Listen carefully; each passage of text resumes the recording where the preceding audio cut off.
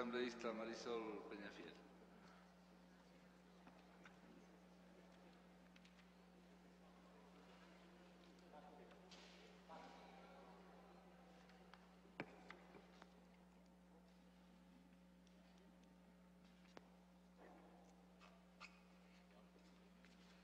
Gracias, señor presidente.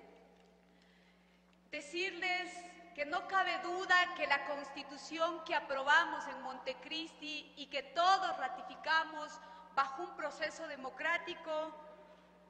no responde sino a aquello que se denomina garantizar los derechos y establecer un nuevo modelo constitucional y sobre todo la aplicación de lo que hoy denominamos esa interpretación constitucional.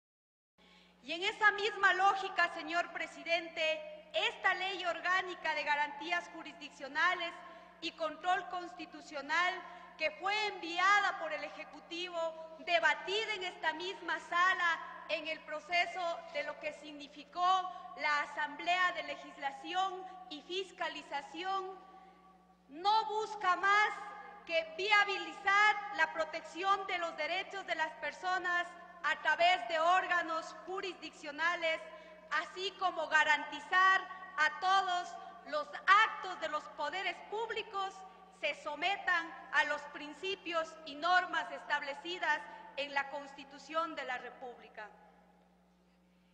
La regulación normativa de la protección de los derechos y el sometimiento de estos poderes públicos a las disposiciones de la Constitución ha implicado precisamente encontrar un equilibrio entre las disposiciones para evitar, por un lado, que la justicia ordinaria se constitucionalice, pero que además, por su parte, la Corte Constitucional no se limite, como lo ha venido sucediendo, en excesivas y anulaciones,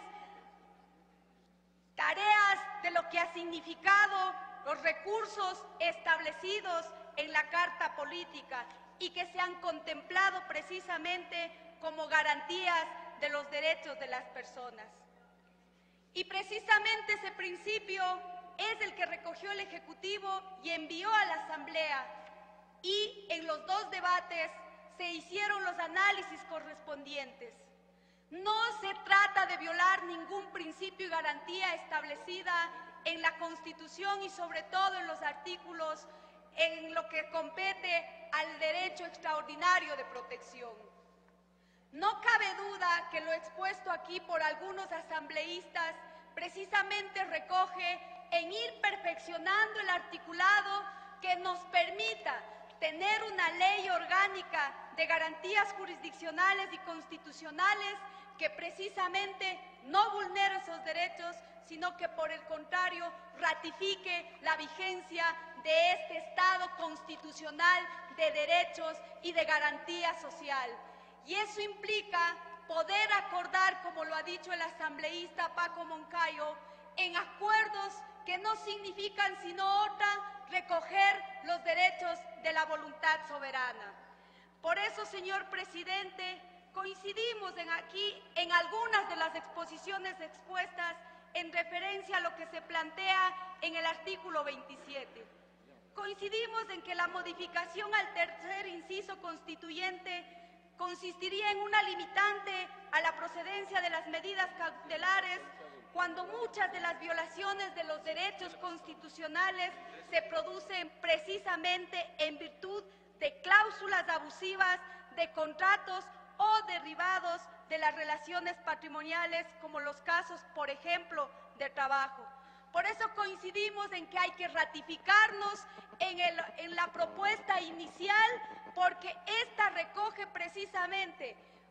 aquel principio de que los derechos no sean inculcados, sino por el contrario, estos también sean ratificados a través no solo de ese principio. Señor presidente, igualmente, en relación a este mismo artículo, el artículo 42, en el veto se ha precisado algunos otros numerales como el numeral 5 y el numeral 9. El numeral 5 agregado por la objeción social obedece a la misma lógica de la reforma del artículo 27. Por lo tanto, bajo esta misma argumentación, consideramos que debemos ratificarnos en el artículo 42, también en su contenido inicial. A su vez, señor presidente, cuando establecimos que esa garantía constitucional establecida como derecho atendiente a todos los seres humanos, en el proyecto se establece de Ley Orgánica de Garantías Constitucionales, prevé que la Corte Constitucional determinará si en la sentencia se ha violado derechos constitucionales del accionante o si se declara la violación, ordenará la reparación integral del afectado. A este proyecto original se le ha añadido un texto con el cual coincidimos que prácticamente se deslegitiman otros derechos, y esto contraviene a lo establecido precisamente en el artículo 94 de la Constitución, que determina que la acción extraordinaria de protección procederá contra sentencias o autos definitivos en los que se haya violado por acción u omisión derechos reconocidos en la Constitución y se interpondrá ante la Corte Constitucional. El recurso procederá cuando se haya agotado los recursos ordinarios y extraordinarios dentro del término legal. Además,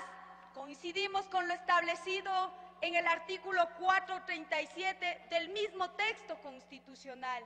esa acción extraordinaria de protección que establece precisamente los requisitos para el ejercicio de la facultad constitucional otorgada a cualquier persona que inclusive no sea parte de ese proceso y que pueda ejercerlo. Por lo tanto, coincidimos también en ratificar que el texto inicial del artículo 63 también debemos recogerlas y ratificarnos en ese texto inicial. Finalmente, establecer que el artículo 142 en su propuesta inicial establece los procedimientos en el que se determina las juezas y jueces, las autoridades administrativas y servidores y servidoras de la función judicial aplicarán las disposiciones constitucionales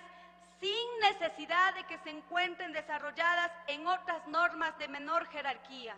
En las decisiones no se podrá restringir, menoscabar o inobservar su contenido. Consideramos que esta redacción de esta propuesta inicial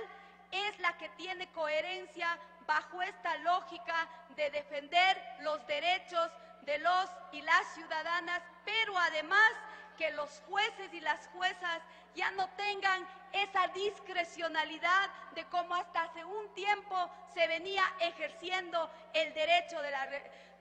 para reparar a cada uno de quienes son los accionantes. Señor presidente, creo que en los procesos de poder ir consensuando, este debate ha sido enriquecedor, pero es que además esa es la posibilidad de los procesos de gobernabilidad, que el Ejecutivo en su capacidad de colegislador pueda también tener su punto de vista, pero que además nosotros podamos colegir aquellas observaciones que atenten y vulneren los derechos. Por eso, señor presidente, nosotros queremos llamar la votación de sus 83 votos pueda dar paso a que estos artículos, el 27, el 42, el 63 y el 142, sean ratificados en la propuesta inicial y el resto allanarnos al veto presidencial, señor presidente. Muchísimas gracias.